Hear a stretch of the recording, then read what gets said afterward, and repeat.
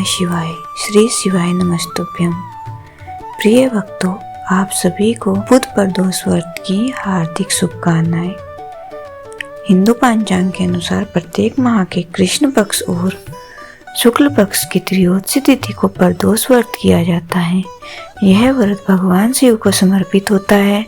मान्यता है कि इस दिन शिव जी के साथ संपूर्ण शिव परिवार की विधिवत पूजा करने से जीवन की परेशानियां दूर होती हैं और भोलेनाथ की विशेष कृपा प्राप्त होती है। धार्मिक मान्यताओं के अनुसार प्रदोष व्रत के प्रभाव से दाम्पत्य जीवन में सुख, शांति और समृद्धि का संचार होता है। साथ ही भगवान शिव और माता पार्वती का आशीर्वाद प्राप्त होता है। जब यह व्रत बुधवार के दिन पड़ता है तो इसे बुध प्रदोष व्रत कहा जाता है। इस दिन बुध प्रदोष व्रत की कथा का पाठ करना अत्यंत आवश्यक माना जाता है, क्योंकि कथा के बिना पूजा अधूरी मानी जाती है। आइए सुनते हैं बुध प्रदोष व्रत की ये कथा। ओम नमो पार्वती पते हर हर महादेव। और कथा से पहले सुनिए वो दुर्लभ संवाद जो देवी पार्वती और भगवान शिव के बीच हुआ था। एक बार माता पार्वती और भगवान शिव सृष्टि का भ्रमण कर रहे थे। पथ में वे एक निर्जन वन से गुजरे। वहां पत्थर के नीचे एक छोटा सा कीड़ा बिलबिलाता हुआ दिखाई दिया, धूल और कांटों में लिपटा हुआ, दर्द से तड़पता हुआ, जिसे देखकर माता पार्वती का हृदय करुणा से भर गया और उन्होंने आश्चर्य और पीड़ा से भगवान शिव से जो पूछा वह एक कहानी के माध्यम से आप सभी सुनिए। एक बार भगवान शिव और पार्वती जी साथ साथ पद यात्रा पर संसार के भ्रमण के लिए निकले। संसार में अनेक स्थानों पर घूमने के बाद एक बार देवी पार्वती जी थक गई। उन्होंने भगवान शिव से थोड़ी देर विश्राम करने के लिए कहा। भगवान शिव ने विश्राम करने के लिए हामी भर दी और फिर वे दोनों एक बड़े से पीपल के नीचे छांव में बैठ गए। थोड़ी देर बाद भगवान शिव अपनी करवट बदलकर लेट गए, लेकिन माता पार्वती की नजरें उन चींटियों की कतार पर टिकी हुई थी जो एक जगह से दूसरी जगह रेंगती हुई जा रही थी। चींटियों के बीच के रास्ते में पड़ा था एक रेंगने वाला कीड़ा, जिसे वे चींटियां लगातार चलते हुए काट रही थी। वह कीड़ा अपनी रक्षा करने में असमर्थ था, क्योंकि चींटियां बहुत सारी थी और कीड़े को इस तरह चींटियों के काटने से अत्यधिक पीड़ा हो रही थी। वह अपनी रक्षा के लिए छटपटा रहा था। माता पार्वती जी ने यह दृश्य देखकर दुखी होने लगी।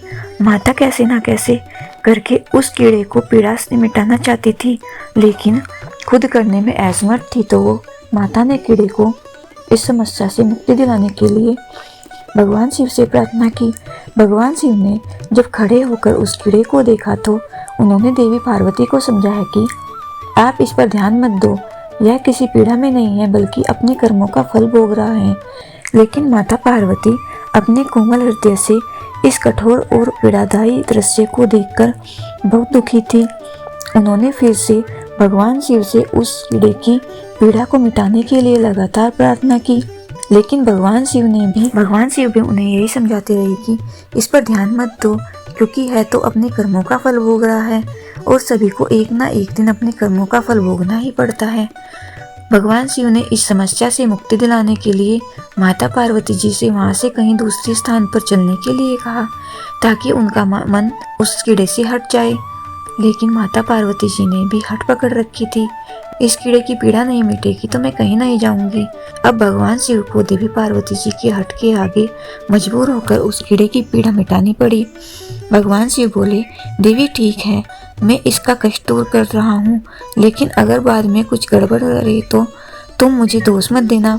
भोलेनाथ की बात सुनकर देवी पार्वती जी कहने लगी, ठीक है प्रभु, पहले आप इसका कष्ट तो मिटाइए। फिर भगवान शिव ने अपनी शक्तियों से उस कीड़े को राजा चींटियों को उसकी प्रजा और उनके लिए एक बहुत ही सुंदर नगरी बना दी, जिसमें राजा का आलीशान महल था। अब यहाँ से उस राजा की वास्तविकता शुरू होती है, जिस कारण उसे एक कीड़ा के रूप में पीड़ा मिल रही थी। जब सब कुछ बनकर तैयार हो गया तब भगवान शिव ने राजा से, जो पहले जन्म में कीड़ा था, उससे कहा कि भाई अब तू अपना राजपाट संभाल, हम यहाँ से चलते हैं। लेकिन राजा अपने व्यवहार से बड़ा ही घमंडी था और एक चरित्रहीन भी। उसे माता पार्वती जी की ही सुंदरता पर मोहित होकर उनका हाथ पकड़ लिया और भगवान शिव को यह कहकर अपमान किया कि तू एक योगी वन वन भटकने वाला एक साधारण सा ब्राह्मण, भला तेरे साथ यह सुंदर स्त्री कैसे रह सकती है? अरे इसकी जगह तो मेरे महल में है, जिसे मैं अपनी रानी बनाऊंगा। इतनी सुंदर स्त्री एक राजा की रानी ही बन सकती है, ना कि एक साधारण से योगी की, जिसे ना अपने आज का पता है और ना अपने कल का। अब मेरी बात सुन, यहाँ से चुपचाप चला जा, यह तो मेरी रानी बनेगी। तब भगवान शिव ने उस राजा को, जो अपने पूर्व जन्म में कीड़ा था, समझाने की बहुत कोशिश की। भगवान बोले, यह मेरी पत्नी है, तू अपना राजपाट संभाल, तुझे तो हजारों रूपमती मिल जाएंगी। भगवान शिव ने उसे समझाने का बहुत प्रयास किया, लेकिन वह राजा था कि अपनी ही जिद पर अड़ा रहा। तब भगवान शिव कहने लगे, ठीक है राजा, तुम इसे अपनी रानी बना लो, मैं चलता हूँ। भगवान की यह बात सुनते ही माता पार्वती भगवान शिव के चरणों में गिर गई और बोली, स्वामी आप मुझे इस दुविधा में छोड़कर अकेले कैसे जा सकते हैं? तब भगवान शिव बोले, देवी मैंने तो तुमसे पहले ही कहा था कि मैं इसका कष्ट मिटा दूंगा, लेकिन बाद में अगर यह कुछ गड़बड़ करता है तो तुम मुझे इसका दोष मत देना। माता पार्वती जी बोली, हे नाथ मुझे क्षमा कीजिए, मैं क्रम सिद्धांत को नहीं पहचान सकी, लेकिन अब मैं समझ गई हूँ कि यह घमंडी है और चरित्रहीन मानव पिछले जन्म के कर्मों का ही फल भोग रहा था। इस क्रूर मानव ने अवश्य ही अपने जीवन में अनंत पाप किए होंगे, जिसका दंड इसे आज इस कीड़े के रूप में भुगतना पड़ रहा है। अब भगवान शिव प्रसन्न हुए और चाहे पार्वती ने हट करके ही इसका कष्ट मिटाना चाहा, परंतु अब वह क्रम सिद्धांत को समझ चुकी थी। फिर भगवान शिव ने अपनी शक्तियों से सारी परिस्थितियां पहले जैसी ही कर दी। राजा को वहीं पहले की तरह कीड़ा और प्रजा को पहले की तरह चींटियां बनाकर उसके क्रम सिद्धांत को पहले के हाल पर छोड़ दिया। अब माता पार्वती जी भी प्रसन्न होकर भगवान शिव के साथ अपने भ्रमण पर पुनः निकल पड़ी। इसी तरह प्राणियों को बुरे कर्मों का फल तो भोगना ही पड़ता है, आज नहीं तो कल, कल नहीं तो परसों, और इस जन्म में नहीं तो अगले जन्म में। अब सुनिए बुद्धोस्वर्त की कथा। प्राचीन काल के अनुसार एक बार एक पुरुष की नई नई शादी हुई थी। होने के बाद दूसरी बार उसकी पत्नी को लाने के लिए अपनी ससुराल पहुंचा और सास से कहने लगा कि माँ जी, वह बुधवार के दिन पत्नी को लेकर वापस जाएगा। सुनकर ससुराल पक्ष के सभी लोग कहने लगे कि बुधवार के दिन मायके से लड़की का अपनी ससुराल जाना सही नहीं होता, लेकिन वह नहीं माना। आखिरकार मजबूर होकर लड़की को उन्होंने भारी मन से विदा कर दिया। पति पत्नी दोनों बैलगाड़ी में बैठकर चल दिए। नगर के बाहर निकलते ही पत्नी को जोर से प्यास लगी। अपने पति से उसने पानी लाने को कहा। जब पति पानी लेकर आया तो पत्नी तो किसी पराये पुरुष से लाए पानी को पी रही थी और खूब हंस कर बातें कर रही थी। यहाँ तक कि वह पराया पुरुष तो बिल्कुल उसी की तरह दिख रहा था। यह देखकर पति को गुस्सा आ गया और वह पराये पुरुष से झगड़ा करने लगा। कहने लगा, यह पत्नी तो मेरी है। पराया पुरुष कहता, यह पत्नी तो मेरी है। दोनों के बीच में झगड़ा होने लगा। वहाँ पर भीड़ इकट्ठी हो गई। इतने में ही एक सिपाही आया और पत्नी से कहा कि सच बताओ तुम्हारा पति कौन सा है। लेकिन दोनों की शक्ल एक सी होने के कारण पत्नी पहचान नहीं सकी और फिर वह नहीं बता पाई कि उसका पति कौन है। तब वह पुरुष शंकर के मन प्रार्थना करने लगा कि हे प्रभु महादेव, हमारी रक्षा कीजिए। मुझसे बड़ी भारी भूल हुई है, जो मैंने बुधवार के दिन ससुराल में जाकर उनकी बात नहीं मानी और अपनी पत्नी को विदा करके ले आया। मुझे माफ़ कर दीजिए। अब मैं कभी ऐसी गलती नहीं करूँगा। जैसे ही उसके मन से प्रार्थना की कि दूसरा पुरुष अंतर्धान हो गया और इस प्रकार पति पत्नी सकुशल अपने घर पहुँच गए। उस दिन के बाद से दोनों पति पत्नी बुध प्रदोष व्रत रखने लगे और इस प्रदोष के व्रत के प्रभाव से उन दोनों का दाम्पत्य जीवन सुखहाल हो गया और समय आने पर उन्हें बहुत ही भाग्यशाली संतान भी प्राप्ति हुई। इस प्रकार उनके सभी दुख महादेव ने दूर किए। इसलिए बुधवार को पड़ने वाले प्रदोष व्रत को रखने से महादेव अपने भक्तों की हर समस्याएं दूर कर देते हैं, उनकी सभी बाधाएं दूर करते हैं, उनके सभी कष्ट मिटा देते हैं और अपने भक्तों के जीवन में सुख समृद्धि और खुशहाली भर देते हैं। अब सुनिए भगवान शिव की एक और कहानी, और आप सभी श्रोताओं से अनुरोध है कि इस कहानी को पूरा अवश्य सुनिए। एक समय की बात है, जब श्री राम जी वनवास समाप्त होने के बाद राज सिंहासन पर बैठे थे। उस समय माता पार्वती और भोलेनाथ जी विचरण कर रहे थे। भोलेनाथ ने देखा कि श्री राम जी के दादाजी का श्राद्ध का भंडारा हो रहा है।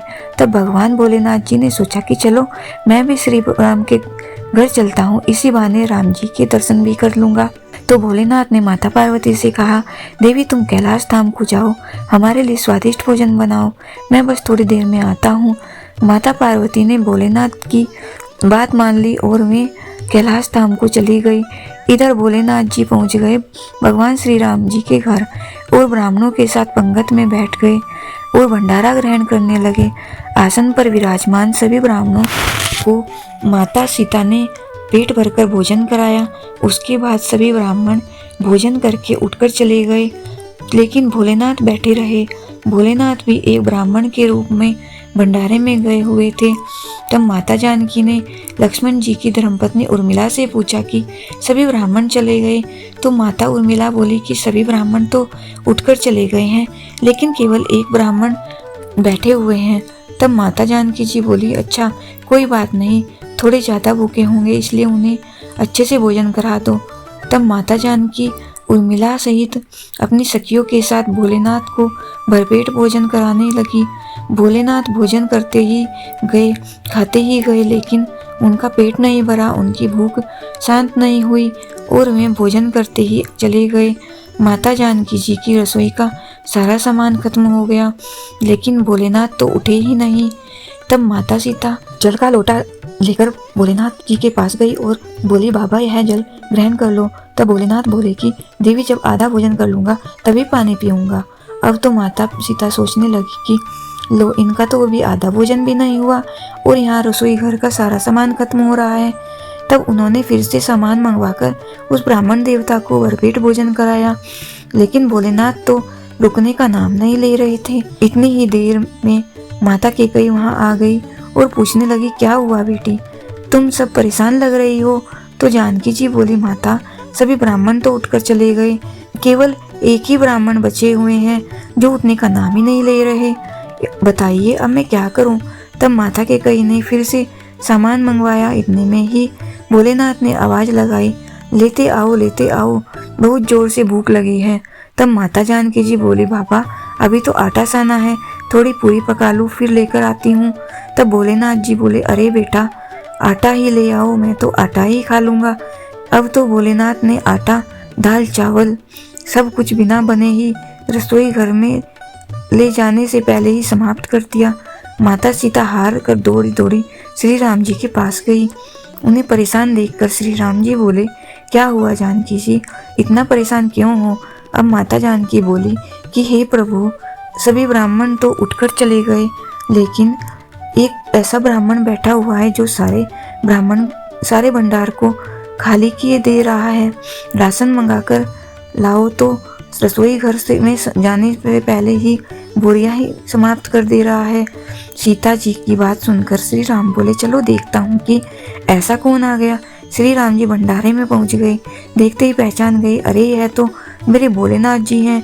तब श्री राम जी ने भोलेनाथ को मन ही मन प्रणाम किया और कहने लगे, जानकी जी इन्हें तो कोई नहीं खिला सकता, इनको तो केवल अन्नपूर्णा माँ ही खिला सकती है। तब राम जी ने मन ही मन माता पार्वती जी को बुलाया और तब माता पार्वती जी प्रकट होकर बोली, क्या हुआ श्री राम जी, आप मुझे क्यों याद किया। तब भगवान श्री राम बोले, माते यह बाबा तो उठने का नाम ही नहीं ले रहे, जरा देखिए तो।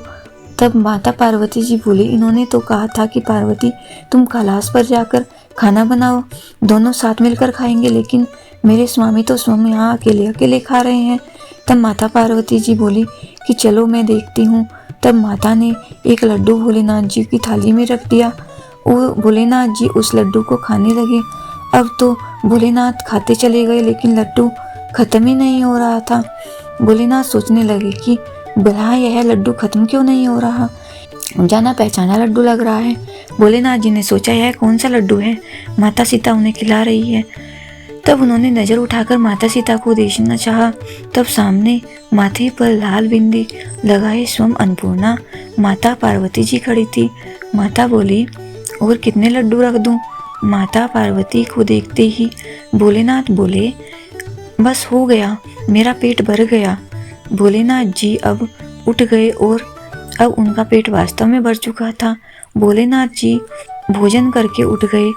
भगवान राम जी ने सीता जी सहित भोलेनाथ और माता पार्वती जी का बहुत बहुत आदर सत्कार किया और भगवान भोलेनाथ ने प्रसन्न होकर माता जानकी जी को अखंड सौभाग्यवती होने का आशीर्वाद दिया। फिर भगवान शिव देवी पार्वती सहित अंतर्धान हो गए। प्रेम से बोले शंकर भगवान कीजिए, माता पार्वती कीजिए, सियापति श्री रामचंद्र कीजिए। पूर्व समय में शिलाद नामक एक धर्मात्मा मुनि ने अपने पितरों के आदेश से मृत्युहीन और आयोजित पुत्र की कामना से भगवान शिव की कठोर तपस्या की। शीघ्र प्रसन्न हो जाने वाले भगवान महादेव ने उनके तप से प्रसन्न हुए साक्षात प्रकट होकर उनसे वर मांगने के लिए कहा। भगवान ने कहा, श्रीचर, मैं तुम्हारी तपस्या से प्रसन्न हूँ, वर मांगो। तब शिलाद मुनि बोले, भगवान, यदि आप मेरी तपस्या से प्रसन्न हैं तो यह वर दीजिए कि मुझे आपके समान ही मृत्युहीन आयोजित पुत्र प्राप्त हो। तब भगवान शिव ने कहा, तपोधन विप्र, हालांकि मैं जगत का पिता हूँ तो मैं तुम्हारी तपस्या से प्रसन्न होकर कहता हूँ कि मैं तुम्हारे अयोनिज पुत्र के रूप में अवतार लूंगा और उस अवतार में मेरा नाम नंदी होगा। ऐसा कहकर भगवान शिव अंतर्धान हो गए। कुछ समय बाद यज्ञ वेताओं से श्रेष्ठ शिलाद मुनि यज्ञ करने के लिए यज्ञ क्षेत्र जोत रहे थे कि उसी समय उनके श्वेत बिंदु यानी पसीने की बूंद से एक पुत्र उत्पन्न हुआ। वह बालक सूर्य के समान प्रभावशाली, त्रिनेत्र, जटा, मुकुटधारी, त्रिशूल आदि से युक्त चतुर्भुज रुद्र के रूप में मुनि दिखाई दिया। उसे देखते ही शिलाद को प्रसन्नता हुई और वे उस बालक को अपनी कुटिया में ले गए। वहां जाकर बालक ने साधारण मनुष्य का रूप धारण कर लिया। मुनि अब बड़े ही प्यार से उसका पालन पोषण करने लगे। उन्होंने उसके जातक कर्मादि संस्कार कराकर उसका नाम रखा नंदी। वह बालक 5 वर्ष की आयु तक अपने वेदों और शास्त्रों का ज्ञाता हो गया। 7वां वर्ष पूरा हुआ तो वहाँ 2 मुनि मिलने आए। उनमें एक का नाम था मित्र और दूसरे का नाम था वरुण। उन्होंने मुनि शिलाद को बताया कि आपके पुत्र की आयु मात्र 1 वर्ष शेष है। अब तो यह बात जानकर शिलाद मुनि चिंतित हो उठे। नंदी ने अपने पिता को ढांढस बंधाया। उन्होंने आत्मविश्वास के साथ अपने पिता से कहा, पिताश्री, आप चिंतित मत होइए, मेरा कुछ नहीं बिगड़ पाएगा। शिव की आराधना करूंगा और उनके प्रभाव से मृत्यु पर विजय प्राप्त करूंगा। ऐसा कहकर नंदी वन को चले गए और भगवान शिव की प्रसन्नता के लिए कठिन तपस्या आरंभ कर दी। उन्होंने 3 नेत्र, 10 भुजाओं और 5 मुख वाले भगवान सदाशिव का ध्यान लगाया और रुद्र मंत्र का जप किया। तपस्या से प्रसन्न होकर भगवान शिव और माता पार्वती प्रकट हुई। उन्होंने नंदी से कहा, शिलाद नंदन, तुमने बड़ा ही उत्तम तप किया है। मैं तुम्हारी इस तपस्या से परम संतुष्ट हूँ। तुम्हारे मन में जो अभीष्ट हो मांग लो। तब नंदी भाव विभोर होकर उनके चरणों में लौट गए। भगवान शिव ने उन्हें उठाया और बोले, वत्स, उन दोनों विप्रों को मैंने ही भेजा था। तुम्हें भला मृत्यु का भय कहाँ? तुम तो मेरे ही समान हो। तुम अजर अमर, दुख रहित और अक्षय होकर मेरे गणनायक बनोगे। तुम में मेरे ही समान बल होगा। तुम सदा मेरे पार्श्व भाग में स्थित रहोगे। मेरी कृपा से जन्म, जरा और मृत्यु जैसे विकार तुम्हें शरीर का स्पर्श भी नहीं कर पाएंगे। ऐसा कहकर दयालु भगवान शिव ने अपने गले की कमल माला उतारकर नंदी को पहना दी और उस माला के पकड़ते ही नंदी जी 3 नेत्रों और 10 भुजाओं वाले हो गए। फिर भगवान शिव ने अपने गणाध्यक्ष के पद पर उनका अभिषेक किया और वरदान दिया कि जब भी भगवान शंकर की प्रतिमा स्थापित हो जाएगी तो उनके सम्मुख नंदी का होना अनिवार्य होगा, नहीं तो यह प्रतिमा अधूरी मानी जाएगी। अब ध्यान देंगे तो पाएंगे कि भगवान शंकर के मंदिर में शिव प्रतिमा के सम्मुख बैठे नंदी महाराज की दोनों आंखें निरंतर भगवान शिव की प्रतिमा पर ही लगी रहती हैं। कहा जाता है कि नंदी के नैनों में भगवान शिव बसते हैं। वहीं नंदी के दोनों सिंगों को विवेक और बुद्धि का आधार माना गया है। इसलिए कहा जाता है कि बुद्धि का इस्तेमाल विवेक से करना आवश्यक है। नंदी महाराज के गले में बंधी हुई घंटी यह प्रतीक है कि निरंतर मनुष्य को भगवान का ध्यान करना चाहिए। यह तो सभी जानते हैं कि नंदी महाराज के बिना भगवान शिव का मंदिर कभी नहीं बनता, लेकिन हमारे देश में एक ऐसा भी मंदिर है जो नंदी महाराज के बगैर भगवान शिव का मंदिर बना हुआ है। भारत के नासिक में गोदावरी तट पर बना हुआ कपिलेश्वर मंदिर में भगवान शिव की प्रतिमा तो है, लेकिन नंदी यहाँ पर उपस्थित नहीं है। और इसके पीछे एक पौराणिक कथा प्रचलित है, जिसके अनुसार एक बार भगवान शिव ने ब्रह्मा जी के एक मुख को काट दिया था, क्योंकि ब्रह्मा जी के 5 मुख थे, जिनमें 4 मुख तो वेदों के पाठ किया करते थे, लेकिन एक मुख हमेशा उन्हीं वेदों की बुराइयां किया करता था। यही वजह है कि भगवान शिव ने ब्रह्मा जी के उस मुख को काट दिया था। हालांकि इस कृत्य के लिए शंकर जी को ब्रह्म हत्या का भी दोष लगा था, और इसी दोष को दूर करने के लिए भगवान शिव इधर उधर भटक रहे थे। इस बार भगवान शंकर सोमेश्वर पहुँचे, जहाँ उन्हें एक गाय के बछड़े ने बताया कि गोदावरी नदी के तट पर स्थित रामकुंड के स्नान करने से ब्रह्म हत्या के दोष से मुक्त हुआ जा सकता है। तब भगवान शिव ने बछड़े के कहे अनुसार रामकुंड में स्नान किया, और इस प्रकार उन पर लगा ब्रह्म हत्या का पाप दूर हो गया। भगवान शिव ने उस बछड़े को अपना गुरु मान लिया, और बछड़े के रूप में नंदी जी ही महाराज शिव जी के सामने प्रकट हुए। उस समय शिव जी ने उन्हें अपना गुरु मान लिया। यही कारण है कि कपिलेश्वर मंदिर का निर्माण हुआ तो भगवान शिव ने उस मंदिर में नंदी महाराज के सम्मुख बैठने से मना कर दिया, क्योंकि वह उनको अपना गुरु मान चुके। यही कारण है कि नासिक के कपिलेश्वर मंदिर में भगवान शिव की प्रतिमा तो है, लेकिन नंदी महाराज इसमें स्थापित। ऐसा विश्वास है कि यदि कोई मनोकामना नंदी बैल के कानों में पड़ जाए तो कह दी जाए तो वह मनोकामना बहुत शीघ्र पूर्ण होती है। और क्योंकि नंदी बैल को भगवान शिव का कोतवाल माना जाता है और हमारी मनोकामनाएं भगवान शिव तक नंदी बैल ही पहुंचाते हैं, इसलिए कभी भी भगवान शिव की पूजा करने के साथ साथ नंदी बैल की पूजा भी अवश्य करनी चाहिए। जय शिव ओंकारा प्रभु हर शिव ओंकारा, ब्रह्मा विष्णु सदा शिव अर्धांगिनी धारा। ओम जय शिव ओंकारा। एकानन चतुरानन पंचानन राजे, हंसासन गरुड़ासन भृगवाहन साजे। ओम जय शिव ओंकारा।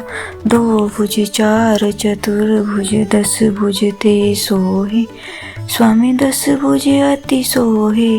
तीनों रूप निरखता त्रिभुवन जन मोहे। ओम जय शिव ओंकारा। अक्षमाला वनमाला मुंडमाला धारी, स्वामी मुंडमाला धारी। त्रिपुरारी कंसारी, कंचन बिन मन चंगा करमाला धारी। ओम जय शिव ओंकारा। श्वेतांबर पीतांबर वाघांबर अंगे, स्वामी वाघांबर अंगे। संकादिक ब्रह्मादिक भूतादिक संगे। ओम जय शिव ओंकारा। कर के मध्य कमंडल चक्र त्रिशूल धरता, स्वामी चक्र त्रिशूल धारी। जग करता जग हरता जग पालन करता। ओम जय शिव ओंकारा। स्वामी जय शिव ओंकारा। ब्रह्मा विष्णु सदाशिव जानत अविवेका, स्वामी जानत अविवेका।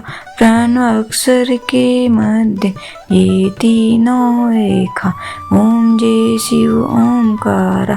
त्रिगुण स्वामी जी की आरती जो कोई नर गावे, कहत शिवानंद स्वामी भजत हरा हर स्वामी, मनवांछित फल पावे।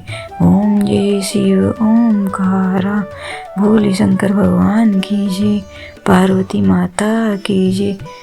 जय शिव शंकर भगवान की जय, शिव परिवार की जय।